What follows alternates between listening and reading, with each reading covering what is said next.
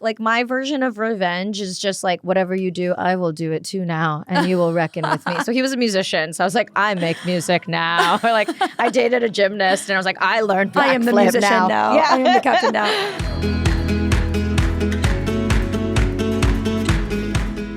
Hey everyone, it's Holland Roden, and you are listening to another episode of UnCoupling, where we talk about breakups and how to move on by empowering yourself. This week we have an amazing guest, Anna Akana. Hello. She is a writer. She's an actress. She's in The Fosters, Ant-Man. You can catch her on her own YouTube, which she has uploaded 1 to 2 videos every week for the last 13 years. So you can catch her on YouTube as well, giving amazing advice.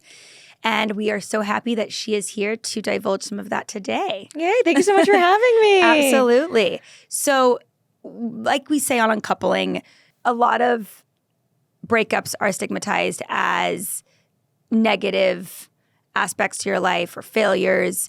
And we always refer to social media, like the Instagram grid of where all of a sudden there's the boyfriend, or the partner, and then there's just nothing and it's never addressed. So at UnCoupling, we like to say it's just another phase of the relationship, and most relationships will end. That's the reality. And maybe if you're lucky, 1 to work out in your lifetime. So what has been your best experiences or the most, I guess I would say, emphasized experience in your life? What has meant the most to you during an uncoupling? I guess like I had a really big reframe of breakups many years ago where I was like, breakups are content. Breakups are a chance to reinvent yourself. Breakups are an opportunity to be artistic, to have something to say. I feel like, there was a meme I saw the other day of Taylor Swift with her new boyfriend, and it was like, oh, Taylor taking her new album for a walk. And it's so true. Like breakups can be this beautiful push to birth something into the world, because like when else are you having that many emotions about any event in your life? And I feel like a rupture that's that deep. Like it is weird, right? Like relationships, you go from talking and seeing someone every single day for maybe several years to they're a stranger and I don't talk to them at all. It's so true. It's such a bizarre facet of life. And I find like friend breakups, like as much as we stigmatize romantic breakups, like friend breakups are like the toxic language around friends of friends are forever. And if you have a friend breakup, there's something wrong with you. Like there's just so, as I think it's interesting that you're doing this, because you're so right. Like the idea of 2 people not working out anymore, it's like 99.9% of people on the planet. And yet we do have this idea of like, what was wrong with emphasizing the quote unquote separation as the failure versus all of the successes and lessons, like you said, you learned during that process of your life, in that chapter of your life. You said so many things that resonated with me. Of you are having a surplus of emotions during a breakup. It's almost like a dishwasher of emotions is how you could describe your mental state during a breakup. And there is a lot to unpack there in that. I just feel like, is there some time in your life that you felt that you had the most productive breakup? Oh my God, yeah. Like I've broken up with almost every single person I've ever been with. Okay. Because like usually when I'm in a relationship, like maybe 1.5, 2 year mark, like my partners have been like, so marriage, like what do we think of that? And you just never felt it. And or I'm were never like, prepared for it. Like, well, I want to be married, but like my rule is you have to make a good husband and a good father, and you have to be both. And like so far I've met someone who's one or the other, but not both. And at that point I'm like, okay, it's like shit or get off the pot. You want to get married. I don't think you're the one. I'm not going to go through with a decision like that and put you through something. But I was broken up with in 2017 with like the one person I actually thought I was going to marry. So the turning of the tables really took you mentally for a ride. Fucked me. I was that bitch who like bought crystals, went to Reiki, eat, pray, love, go to China. Anything to heal. Yeah, I thought I was really suicidal. Like I went through a really bad depressive episode. It was so stupid, but I was like, is this what all the songs are about? Like, is this what people feel normally? He really got you. It sounds like that's the first time you were really in love. Yeah, I think it was. But I think it inspired so many great things. It like forced me to really look at the patterns of behavior I had that weren't healthy. It forced me to reckon with like my drinking. It forced me to look at what are my beliefs around love, and did I actually love this person, or did I love the idea of him? And like how I think we as a society get really into infatuation and limerence and mask that as love. It's like, oh, how this person makes me feel about myself is what I'm identifying as love. And I don't think that's it. So it gave me a lot of really, I think it was like a really maturing point for me. Okay, in 2017, so 6 years ago. Yes. So you were relatively young going through that experience. I love that you've had such, it sounds like a sense of self to be responsible enough as even younger person prior to 2017 to say, okay, you're not going to make, like you said, one or the other, a good husband or a good father. So would you say that's a hard decision to end those prior relationships? Did you struggle, or it was so logistical and therefore the answer just was so simply on the page, so you didn't find it difficult for you to end those relationships? Well, my dad's military, so I moved every 2 years. So I'm real used to goodbye, see you never. So I think it was a very easy decision for me. Like, I have a very easy time leaving relationships. Like, I really grew up knowing no matter where I go, no matter how many people leave my life, I end up being okay. And so I think it's devastating, obviously. Like, it sucks to go through breakups of any kind, or friend ruptures, or, just people leaving your life, whether it's death or moving. But I feel like I've always had this innate knowledge, like, it doesn't matter where I am, you'll find people. That human race it's the same everywhere. You will find like-minded individuals to hang out with and be in your life. Yeah. What about you? Like, is the reason you started this podcast because of a really bad breakup? It wasn't because of a really bad breakup. It came to me from my manager, where there was content out there that we felt was missing in the market because there was nobody. I'm an actor. I've been in the entertainment industry for 16 years. And I noticed there was just a disconnect in the vulnerability as social media has progressed. Yeah. That everyone's willing to be more vulnerable, have really intimate conversations with strangers essentially online, which I think is actually a great thing for society. The problem is it's taking place online. It's not in real life, but at least there's an open conversation. So if somebody is experiencing emotional abuse or trauma, that access, that community or support group is a lot closer than it used to be before Instagram existed. And so what I find interesting is what's still an absolutely closed book is when relationships didn't work out. And I would assume there's a lot of shame around that. And I've been someone who's never even posted the first chapter. I've never posted a boyfriend as an actor in 16, 17 years. Maybe in passing, but it's never been a hard launch, a soft launch. There's never been any sort of launch of any vehicle, because I think I always said this might come to an end. And I think I didn't want to. I say, I'm a Libra. It's like, if you're going to do something, do it fairly, do it fully. And if I didn't have to deliver the first half, I didn't have to deliver the second half. As I think where it came from. Social media is something we both are fascinated by. And I have to ask you, with YouTube, because you moved every 2 years, that popped up in my head. Do you think YouTube became your friend when you're saying you've done it 13 years ago? Or were you already out of the house when you started YouTube? I started in stand-up technically. Okay. And I got when you start in stand-up, you feel like you're harassing people, like forcing yourself onto people comedically all the time. Also, you can do anything once you do stand-up. You really can. Like, I'm most confident when I'm doing stand-up regularly. But I think my sister committed suicide when I was 17 and she was 13. And I didn't go. My whole life, I was like, I'm going to go in the military. I had prepared for it. I did summer camps. I was like ready to be an officer. And when she passed away, I was like, I'm mortal. Like, I'm not actually invincible. And I really had to reckon with, I think this is my father's dream that's been instilled in me. I think I want to be an artist. And you really had a full stop for very good reasons. Absolutely. Yeah. I think like it can be what a gift. It is of the event, but as a result that you were able to grieve so productively is not the right word, but caringly for yourself. Yeah, and like I think most people my age, like a lot of my friends in their mid-30s are going through a reckoning with mortality that I just did very early.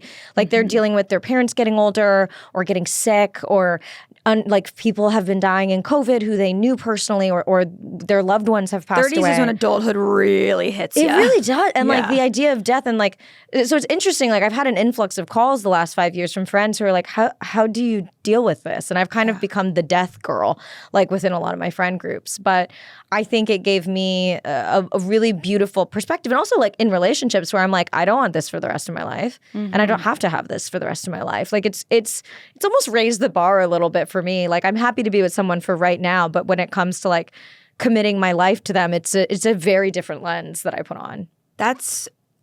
I just think that reckoning at such a young age really put you on this path that, like you said, it fast forwarded you 10 years mentally. So you got to live almost an extra decade of clarity. Yeah. That a lot of people don't get the opportunity to do. Yeah. And it's unfortunate that it takes one of the most tragic events humans can even encounter to be able to make space for that. Yeah. I think it's a gift, though. Like, most people are afraid of the top fears in the United States are public speaking and then death. And I'm like, I really am pretty okay with both of those.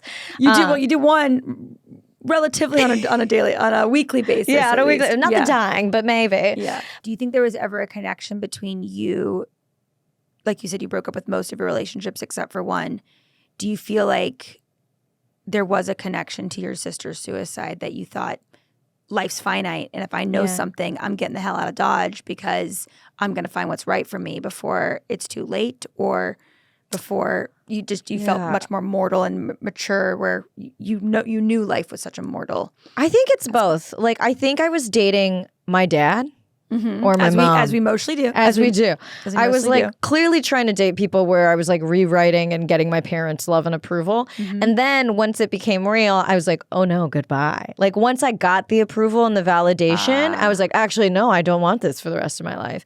But I actually worked with a really great dating coach who pointed out to me how emotionally unavailable I am. Because she was like, you like to chase people who are emotionally unavailable because deep down you know, I can have the pretense that I'm looking for commitment and love, but I know I'll never get it with this person. And the moment I do get it, because like, let me worm my way into their lives and become a barnacle. I like a challenge. yeah, let me win this challenge. And the moment you get it, you're like, oh no, they're available now. Goodbye.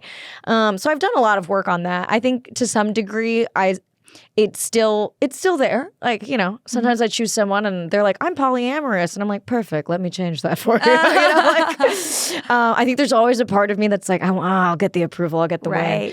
But I'm working on it. I'm finding available behaviors much more attractive now. Whereas before I would be like, ew, he's texting me every day. What a loser. And, I'm like, oh, the person who's not responding. Oh my God, he's mysterious. He's hot. And now you're just kind of like, ew, this is boring and unattractive. But it's like a lot of little steps to, I think getting over the issues. It is a version of success, though. It is a version of real progress, is when you find yourself on a third or fourth date with someone that clearly wants to be there. Yes. Yeah. I don't know. And I'm curious how you feel about this. Like, I have been a chronically online overshare girly for a long time. I talk about grief. I talk about death. I talk about relationships.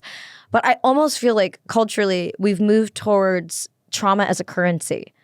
And it's this difficult balance because, yes, we want to be open and vulnerable and we want to share. And like that can make someone else feel so much less alone, and it can have like a huge impact. So there's a difference between that and trauma bonding. Yeah. Or like even just like at what point, like sometimes I feel myself like I'm going through a traumatic experience and I'll be like, oh, but this will make a great 15-minute bit and stand, or like the idea of it's like. It's the artist and entertainer in you to spin. But, the Kardashians, Taylor Swift, a lot of people have turned a lot of pain into pence would be the many pence. Like the daily vloggers, like daily vlogging is a nightmare. I had many relationships in which we did. It's really difficult, I've heard, It puts such a strain on your relationship. And then there's like, I've done daily vlogging with an ex a long time ago in like 2013 or something. And it was How long did you guys do it for? I did it for 6 months, every single day for 6 months. So both of you did it for 6 months? Yeah, but he was paying for everything. So I was editing, I was filming, I was all the domestic labor, and he was like all the funds,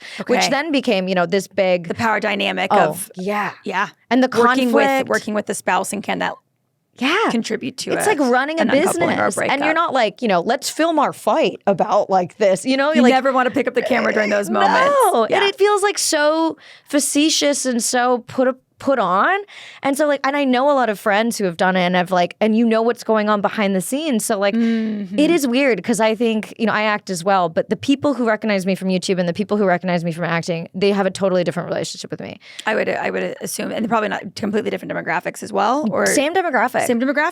Usually Asian woman, 24 to 34, college educated, but like the people who see me from YouTube are almost like inappropriately like trauma bonding and dumping on me. Whereas people recognize you from acting are like, oh, hey, you're from that thing. That's cool. But the other people, like, they're like, They don't overlap. They're two different types. Yeah. Two different types. Yeah. It's just like, someone thinks you're their best friend. They're like, I was cutting myself in middle very school. Intimate relationship for the good and for the bad. Yeah, but it's just a totally different parasocial, almost like fantasized, idealized, you're an idea to them. For the 2017 breakup, did you talk about it online or did you? Oh, incessantly. I made an album about it. You made an album about it. Was this a guitar singing album? Or? Yeah, it was like a pop album. It was like an alt pop album. Nice. I mostly was like my version of revenge is just like, whatever you do, I will do it too now, and you will reckon with me. So he was a musician. So I was like, I make music now. Or like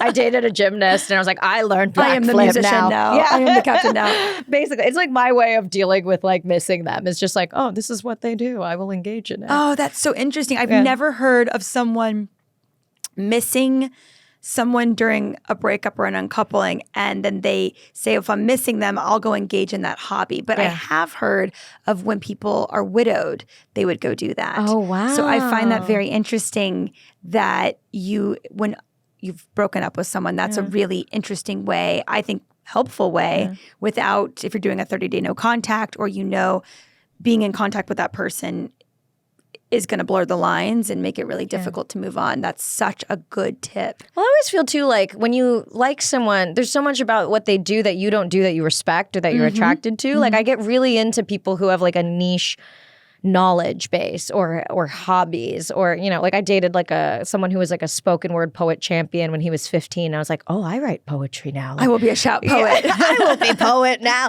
But it's also, I think it's just like, I think you always recognize something in someone that you yourself have maybe wanted to try. Absolutely. So you're like, it's your way of working through it. And when you were going through that breakup in 17, he broke up with you. You were devastated. You wrote an album about it. Oh, yeah. He broke up with me at a coffee bean. In a coffee bean? In a fucking coffee bean. Had y'all ordered the drinks? Yeah. I'd ordered a tea, and there were also like all those people on their MacBooks writing scripts, and like you could hear the clacking stop. It was like on a patio in Hillhurst, and it was like right before Christmas. It's hipster kids too. They're even more judgmental. It was so bad. Being on the east side of Los Angeles is it's like being at the lunch table at high school. Embarrassing. So by the clicking and the clacking stopping, it just added to the humiliation. Might not be the best word, but it was humiliating. What you were feeling in that moment. Yeah, and I remember, I'll never forget. I was like, "But I love you," and he was like, because we had said "I love you" at that point. It was like a year, and he goes, "I was just getting to know you," and I was like, "Sir," and I was like, "Well, this is a mistake," and I got up and I left. And so you left the coffee bean. Yeah, I left the coffee bean. And then when did the conversation pick up? Oh no, we almost never talked again. And he released a song. That's how y'all broke up. That's how we broke up. He released a song about me, and then at that point, I reached out to him. I was like, "This song is so mean. It's almost a ghosting of sorts." I mean, it technically wasn't because he technically broke up with me at a coffee bean. He did do the breakup, but there was never a reconciliation or a closure. Or did you not need it? No, I don't think I needed it. I always thought he would come back at some point, but he's kind of like not van life, but that same like nomadic quality that you're talking about, looking in a lot of people. Like he lived in a warehouse for like half a year in the pandemic and made an album and all this stuff. And I was like, oh, this never would have worked out. He like stopped showering altogether. Like we had a lot of very like intense differences, but I just remember that was like the breakup that it was like the most productive year of my life after that breakup. That's so interesting that's the man that broke your heart and there was almost no conversation about it. No. There was no communication. Not really, no. I think it was I was just like very motivated by like, well, I'll just work really hard in my career and then I'll be on a billboard and he'll see me. It was the revenge factor. Yeah, he'll rue the day. Yeah. It's the revenge factor. And do you feel like going through, because like it probably comes from your mom that it comes out in art. Revenge was something that you don't regret because it got to you to where you are today. Oh yeah, I think revenge is. I know revenge. It can be healthy. I think it can be really. I think it's revenge. good for you. Healthy revenge, like revenge that's channeled into just bettering yourself. Like I think that's my idea of revenge. I don't know if I'd call it revenge more as internalized motivation. Yeah. I think revenge just sounds a little juicier. It sounds a little more dramatic. Are you like a I'm gonna post a thirst trap? Definitely not. Really? I'm not a very revengeful. My manager's laughing behind camera. Yeah. Definitely not. I don't get mad. I get sad. I'm like your typical Libra in that sense. I'm very hands off and to give credit where it's due and in my own head. But I feel sorry for them. I don't get mad at those people. Oh, wow. Unless, you hurt my dog, then it's game over. Yeah, little Feifel. She always is running around somewhere. So to get back to this coffee bean breakup, because it fascinates me. We obviously know that you didn't feel like you needed that extra communication. I wanted it. You wanted it. But you didn't reach out for it. No, I read all the stupid things like when you Google like how to make them and it's like 30 days no contact and live your life girly and like just work on yourself. And then you took all the self-help regardless of did. How cheesy or it isn't. You definitely need those really soft moments in your life to have those landings. Yeah, I watched a lot of like Susan Winter. She's I don't know her. She's like an older woman who's like a dating coach on YouTube. But I love her because she's very much about like self-worth first. And she's like, the reason you find my content is because you don't have it. And she's like, let me help you get it. And I was like, oh, Susan Winter, okay. She's my Dr. Romani Durasala. Oh, I love Dr. Romani. Durvasala, yeah. She's amazing. If you haven't checked out Durvasala's Durvasala, check her out. I've definitely had some exes that fell into the narcissism category. Oh, yeah. And that word's thrown around very lightly, which she'll go into.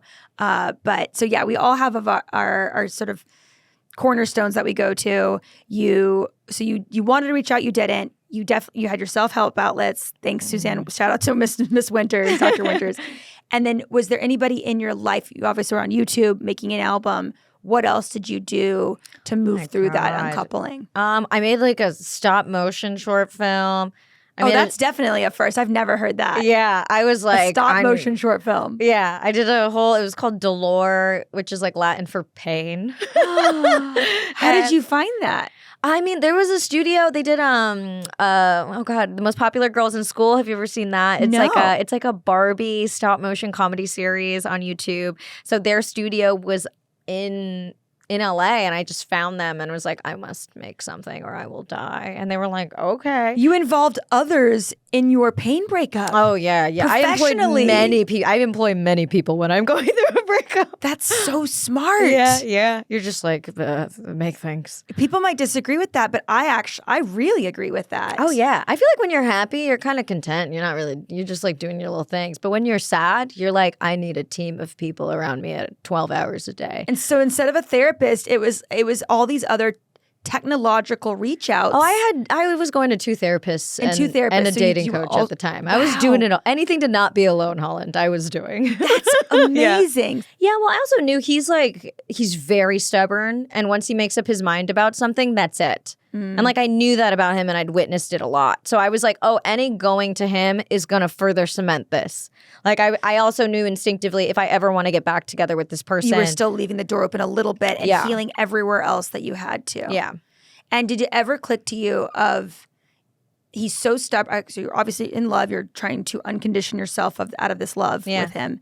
Did you ever think to yourself, because I only ask this because you seem so self-aware, which is such a great quality, is why do I want someone so stubborn? I don't know. I was honestly pretty stupid. Like he's not that great. Like now that I'm over the hump, I remember one time I saw a photo of him and I was like looking at my friend. I was like, has he always been like not this cute?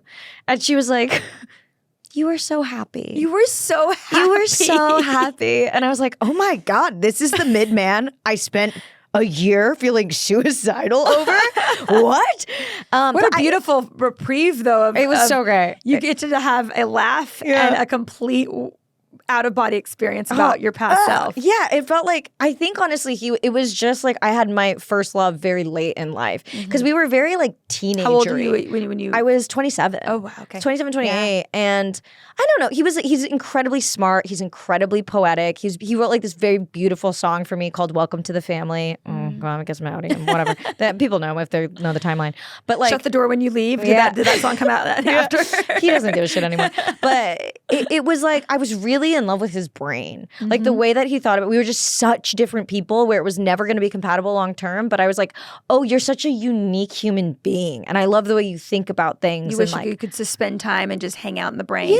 Yeah. Like and like to this day, I'm like, he is like a genius. Like he's a creative genius. He's a horrible businessman. Like we always would fight about business stuff because I was like, you are not making decisions that are going to help you in the future. But I think I just really fell in love with like, especially because I've moved around so much. And in entertainment, you meet so many people, and to a degree, everyone almost feels like they're cut from the same cloth in a really Everyone big way. feels like a friend really fast. Yeah. And as you get older, you learn, but they're not your friends, and that doesn't make them bad people, and you are still cordial, and there's nothing wrong with not being friends and your work colleagues.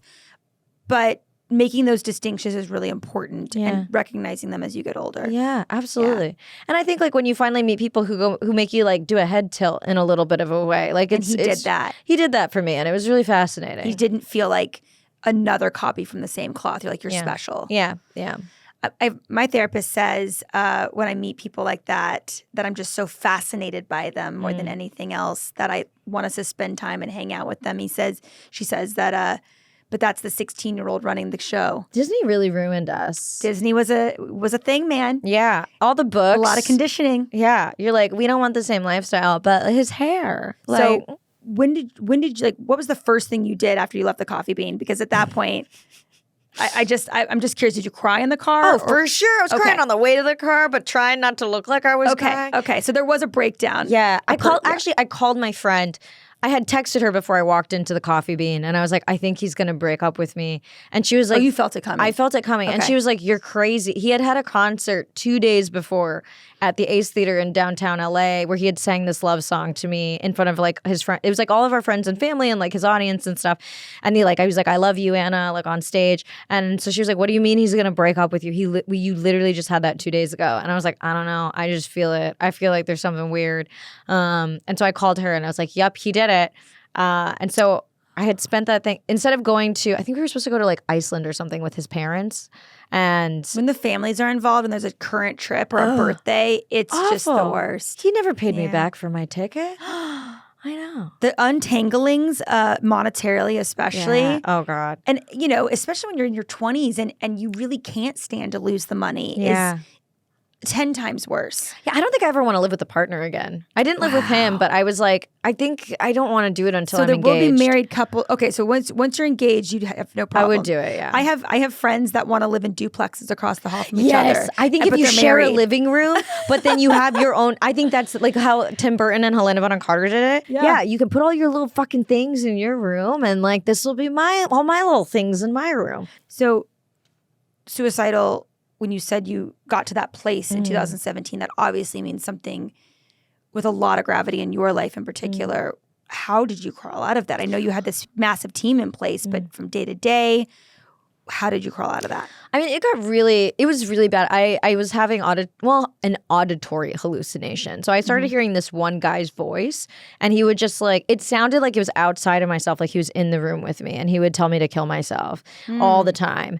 And I was like in therapy. I've always had this irrational fear I'm going to kill myself because when someone in your immediate family does it, you're 50% more likely to do it. Asian women are the second highest demographic in the States to do it. And so I just had a lot of fear around like, oh God, like am I gonna follow in her footsteps essentially? And for me, it was unfortunately just dealing with every day. Like there's no real, way to come out of it except to go through it. I mean, I did all the healing things that I could. Like I tried to I journaled so much that year. I made sure I was always going to therapy. I was like, let me go to the gym because I know my body needs the fucking endorphins. And as much as I didn't want to be there, I think it was the little things of making sure my pillar was solid. And then also trying to find out who am I and like, how do I feel loved? And like, I've been on a very big self-love journey, I think, for my whole life. But like the last 5 years, I really was like, oh, I'm looking for something in another person I'm not giving myself. And I'm subscribed to the James Clear newsletter. And he had this really fantastic quote in one of them that was like, your relationships are rarely healthier than your self-esteem. And I think that one really impacted me because I've been in abusive relationships. I've been in relationships where the power dynamics are skewed towards my partner is taking care of me or I'm taking care of my partner financially. And I was like, what is it in me and my self-esteem that's getting me into these dynamics? And so I really was like, okay, what does it look like if I do feel loved by myself the way that I'm really desperately craving somebody else to do?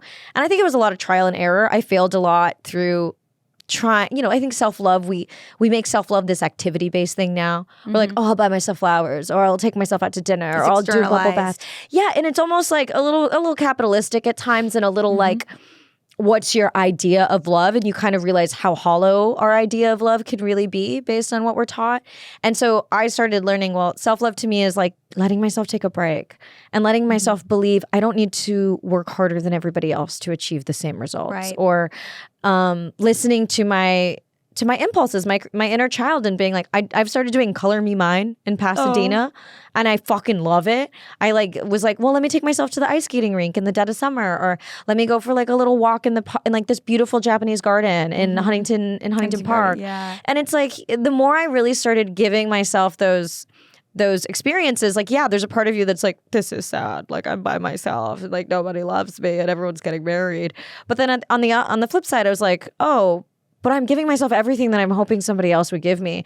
And the more that I did that, I was like, oh, somebody better be really good to come into my life now, because you're building your self-worth rung by rung. Yeah, absolutely. And it was like annoying. And it was like years and years and years of fruitless effort and lots of crying. But I think, it was the same thing as like one day I woke up and I was like, oh, he's a mid-ugly man. I was like, oh, like I really love myself. Like I'm not willing to settle for someone who's not treating me really well. Your list changed. Yeah. I think it's important to decipher somebody who's so professionally driven and successful and productive and very present. And it sounded like you moved through a to-do list like nobody's business professionally, but emotionally and spiritually, that's not necessarily the case. And so you've found yourself maybe leaning on the professional aspects of like, I'm good, I'm solid, I'm like this girl boss that gets everything done and always has it together aesthetically and professionally, but then having to backtrack and say, oh, but what, like you said, taking yourself to the ice skating rink, to a pottery shop,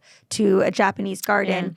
Those are 3 things that have nothing to do with your professional game and had everything to do with one day you looked up and said, oh, somebody better treat me like this. Yeah. Absolutely. And I think like it's funny, whatever your impulse is, your coping mechanism is, the thing you always need to do is usually the opposite of that. Like I would go to tarot readers, of course, and then I'd be like, what's the next lesson? Like I need to learn like my self-love spiritual journey. And like for a year, my lesson was like, oh, do nothing. And I was like, wait, what? That's not right. I can't believe I paid you $85 for this. Like what? There's got to be a homework assignment. But for a long time, it was like, you need to learn how to do nothing. And just exist, and then that's you're still worth something if you're not achieving and if you're not getting things done.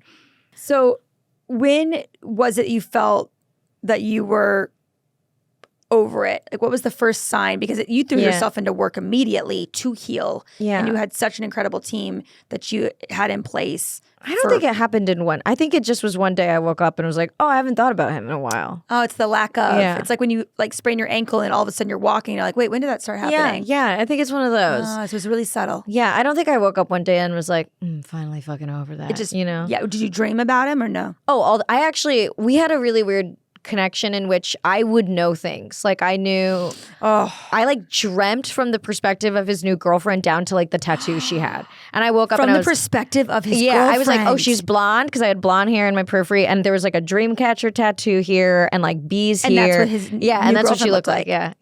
And then how did you know that? Did you just know that from social media? I just know. No, they weren't. They went Instagram official 2 weeks after that. Wait, so you had this like premonition before you even saw her? It's crude, but when I fuck someone, I'll know shit about you. Like you take all of their demon thoughts. Yeah, I think they're subconscious. Yeah, like I've like woken up in the middle of the night and been like, he's cheating on me, and like drive to his house and like find him with someone. You were blonde with a dreamcatcher tattoo before you even saw her. Yeah. And then she was blonde with a dreamcatcher tattoo. Yeah. It's weird. That's like a psychic episode. That's a whole other thing. Yeah. It happens. Yeah. And then the dreams eventually subsided. Eventually, yeah. Once I just stopped caring, I think also it was like, get out of here. The subconscious can finally leave. Yeah. But I'll like know when he's out of town. I'll like feel him leave and I'm like, that's weird. Or like I even knew when he came back in town once to surprise me. I was like, I texted him, I was like, why do I feel like you're in town right now? And he's like, I'm on tour. What are you talking about? I was like, I don't know. I just feel like you're in town. And he had come to see one of my headlining stand-up shows. And he was like, you texted me the moment I landed in town and it was fucking weird. To come see you. Yeah. Which you did not know he was doing. No, he was doing it as a surprise. What's so interesting is I definitely have exes where we just had ESP for years. Whoa. Not to the extent where yours are full on psychic premonitions, but just feelings that you were almost meeting in this Bardo area of two brains. Yeah. Were they good things? Like, would you just be like, I know you want fries? Random. Yeah. Completely neutral. Like, not good or bad. It was just very weird inklings. Like, I had inklings when he wasn't happy in his new relationship. Just very strange things. So post-breakup. Years. And he kind of has a permanent little stay in my brain. And I just kind of wave him at occasionally. I'm like, hey there, how you doing? Okay, great. Wow. And then I go about my day. You're like, I feel that he's hungry. Yeah. And it's not, I think embracing the pain is a big part of it. And so I just embrace that he's this little imprint in my brain, probably permanently, and that's okay. He should be. We dated for 3 years. Oh, yeah. And but it wasn't full on psychic premonitions. Wow. So I commend you on dreaming in the perspective of his new girlfriend before you knew even what his girlfriend looked like. I don't want it. Sometimes it's weird because you're just like, get out of here. I don't want to know what you're feeling. Yeah. Or he has epilepsy and I was like, oh, he needs to be on a new dose of medication. He's about to have a fucking like seizure. That's wild. Yeah. The only time I've ever reached out to a mutual friend of ours is when I had a dream he had an epileptic attack and like crashed their tour bus because he did that once. And I was like, oh, my only rule with my dreams is if I dream someone dies or gets hurt is when I say something. When you'll say something. Yeah. And so I'm assuming hopefully no premonitions for your next relationship. What is it that you would want? I don't know. Like anyone, or are you not looking and you're like, I'm good how I am right now? Like dating wise, I'm dating a couple of people right now. I'm testing the waters and being more casual and like letting things unfold. However, because I don't know about you, but I've always felt the pressure of like, if I'm dating someone, I'm like, well, what is it? What are we? Are we committed? What are we doing? Like, I want a label on it quickly to feel safe and secure. Absolutely. But then I'm like, find that. Yeah, do you feel that? I do. And I also find myself wanting to attend to their needs, and that should be earned. Yes. And so it's a lot of self-regulation and self-worth and understanding that just as people are internal and it takes for them forever to share something, that oversharers need to trickle out how much they overshare. Oversharing can be just as much of a problem as being a complete introvert. Yes. And so that would be the next. I think if I am single again in my life, I will choose to stay single, though. That will be my goal. Why? Yeah. Because I feel like there's so many other parts in our life that need watering, for a cheesy term, and I don't have a handle on that. What would it be? What would you be like, I will attend to these things now? Oh, gosh. I have so many friends that have moved away since COVID that know it's not my job to then be the travel agent or the flight attendant who's constantly flying to them. But I would, because I want them in my life. And if that's what it takes, just like a romantic relationship, I will. Okay. And so I think as we get older, I think realizing the importance of your really good friends, no matter where they are in the world, and prioritizing vacation money, time to make sure that you're tending to those relationships. Hard to agree. I was talking about this with my girlfriend today, but I was like, how do men exist in the world without community? But they do. They just have a different type of emotional community. But it's so they just sit around. Like my brother and his friends can sit around for 4 hours and not mention anything real. But that's a form of copacetic. Yeah, behavior. I can't imagine being like, I'm going through this hard thing, but we're going to talk about Dragon Ball Z for 3 hours, and I'm going to feel by talking about Dragon Ball Z, though, they're dissipating the real feeling behind it. They're very good at distraction. But is it, or is it just like a gendered norm that we've like conditioned men to believe that they have Probably. to? It's like, I just feel bad for them because I'm like, me and my girlfriends can talk about the same thing 17 hours a day. So for you're dating a couple people, you're trying to really take your time and approach Yes. something differently than you had in the past. I think so. I get attached very easily. I think it's like the whole abandonment wound from my sister committing suicide. So you're just like, oh, must love this person or they die. So I think I'm trying to be more of like, maybe get to know someone a little bit before feeling like, putting my commitment a little bit more on the pedestal rather than the other person, and being like, really evaluating what's their value system. Like, can I get into a relationship with someone if I don't even know what their values are? Yeah. Or and like, not being scared. Well, and I don't know if this is necessarily your issue, but I know audience members will relate of sometimes we have a sort of freeze mode of what are your values? Like communicating your values to another person because you don't want to lose that person if your values don't align. Yeah. Why are we procrastinating talking about that? Yeah, but also then you don't want to feel like you're interrogating too. Because sometimes I would date both men and women, and sometimes I can go on a date and like it doesn't matter what gender they are, but there's almost like well, do you want this? And do you want this? And what's your plan for this? And where do you see yourself in 5 years? And you're like, I don't even know if you're funny yet, dude. Like, can we chill? So it's like this interesting balance of like, yeah, you do have to be upfront with the things you're looking for, but you don't want it to feel like an interrogation. And you have to know, like, do we even get on, like, as human beings before we discuss, like, do you believe in 50-50 or being a homemaker? It's just like, it's a lot. It's a weird thing to navigate. It is a weird thing to navigate of not wasting time, but getting to know someone organically. Yes. Yeah. How do you do it, Holland? I don't. What's the answer? I don't. We are just here to help people that are going through times when they don't have the answers. Yeah. And so we have had a couple experts on the show that say it's about yourself. It all comes back to yourself. So I don't know if these two tie in together, but we explain a dating coach first, and second, the ways that you made yourself more emotionally available. Was that because of the recommendations of the dating coach, or were they completely separate activities? My dating coach, she was primarily, I love it because she markets herself as like, I'll teach you all the ways in which to like really be successful at dating. And then you start working with her and she's like, this is why your self-worth is shit. And we're going to make your self-worth so good. So it's a little bit of a bait and switch because nobody's like, yeah, let me go in and like work on my self-worth. You're like, no, I want to gamify dating and like be really good at it. But a lot of her stuff was workbook based. So we would talk, she would have me explain my entire dating history to her, the things I found attractive, the things I didn't, who I was currently interested in now, what was fascinating about them. Like a 12-step program. It kind of was like, it was a little rooted in almost love addiction. But I think it was different because for her, she was always like, women who suffer from this are looking to rewrite something in their past. They're looking to find a love that they did not receive, that they feel like, oh, it's imprinted now in a romantic relationship. And she helped me really see that like I idealize people. I fantasize about a love that isn't love, and that and helped me rewire my definition of love.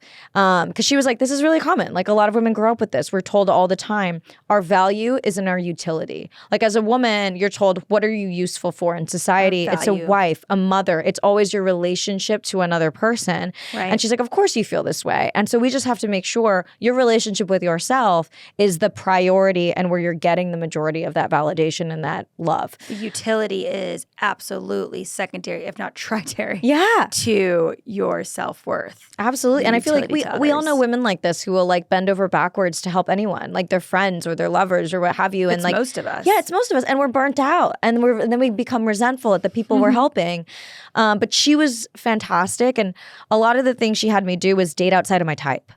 So I would be attracted to a certain person, and she would be like, date against your type. That's a great exercise. Yeah. Or even like if I didn't have chemistry with someone, she'd be like, give them 3 dates. I want you to go on 3 dates. And she also was paramount about rotational dating. She was like, you don't have to sleep with anyone, and I would recommend you don't sleep with anyone.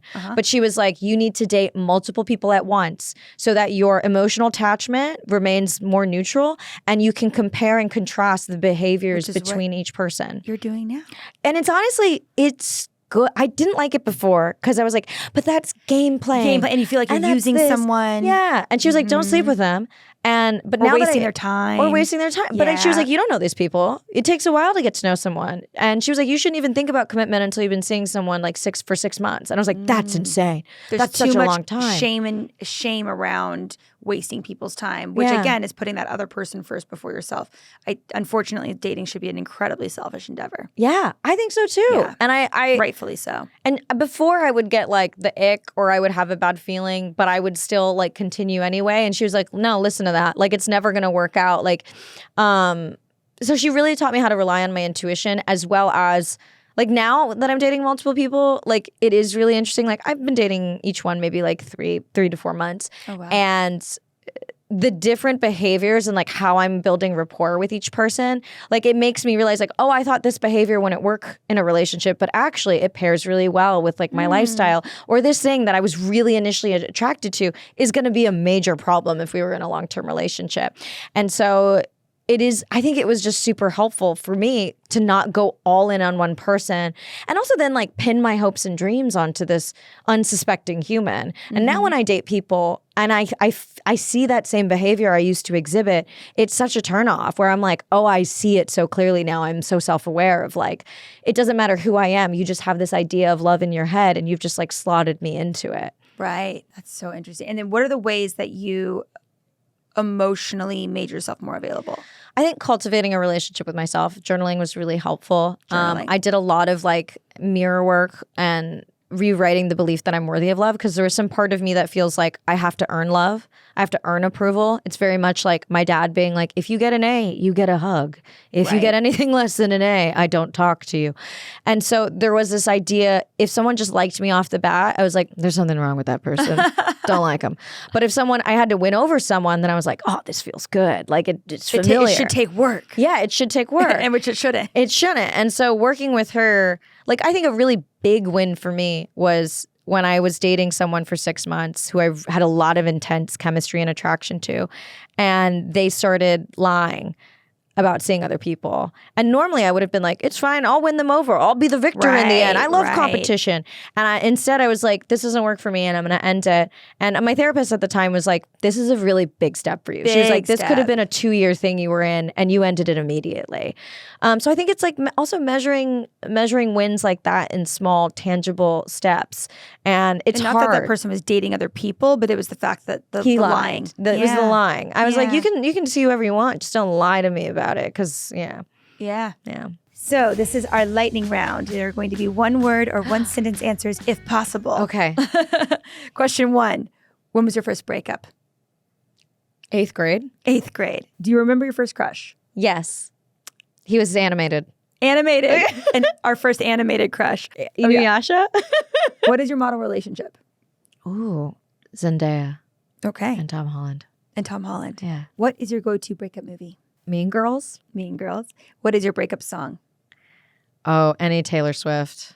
Okay. Swiftie. Yeah. Swiftie. What is your go-to breakup food? Baked potato. Baked potato. Dressed? Undressed? Oh, completely dressed. Completely all the dressed. dressings but vegan now. First thing you do after a breakup? Cry. What is your number one red flag in a relationship or potential relationship? Being mean to waitstaff. What is your number one green flag in a relationship or potential relationship? Consistency. And what is we call it the beige flag, but it's really, what is a fun quirk about you that your partners have really loved about you? I make and give lots of gifts. Thank you so much for just your honest candor and the fact that coffee beans, hopefully you can enter them at this point. I think the words of wisdom are so funny to me. But yes, do you have an elevator pitch or words of wisdom of anyone going through an uncoupling right now? Yes, I think I said it earlier, but really the quote has stuck with me that our relationships are rarely healthier than our self-esteem. I really like this guy, James Clear. He wrote Atomic Habits. I don't think the quote is attributed to him, but it was from his newsletter where he sends a bunch of really great nuggets. I really like that. Yeah, I read it and I was like, oh, I feel personally attacked. Your relationships are rarely as healthy as your self-worth. Yeah. So I was like, that's excellent words of wisdom. That's a yes from me, bestie. So yeah. Thank you so much for so much candor. And I think a lot of people, especially ones that have been mostly the breakup-y versus being the one broken up with, and the fact that you went through what you went through with your particular one where the other person had ended it is going to help a lot of people. Tune in next week for another episode of UnCoupling, and don't forget to subscribe to wherever you get your podcasts and sign up for our exclusive Patreon. We'll see you next week. UnCoupling Podcast is produced by Stampede Ventures, Jason R. Ellis, and Holland Roden.